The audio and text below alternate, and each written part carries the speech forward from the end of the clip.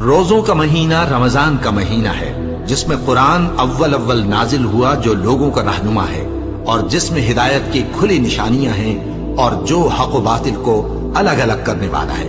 تو جو کوئی تم میں سے اس مہینے میں موجود ہو چاہیے کہ پورے مہینے کے روزے رکھے، اور جو بیمار ہو یا سفر میں ہو تو دوسرے دنوں میں روزے رکھ کر ان کا شمار پورا کر لے۔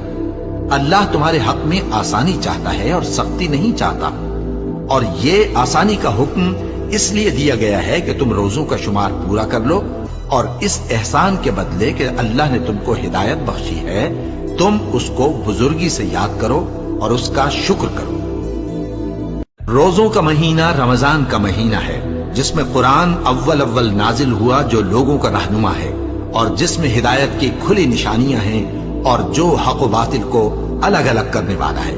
تو جو کوئی تم میں سے اس مہینے میں موجود ہو چاہیے کہ پورے مہینے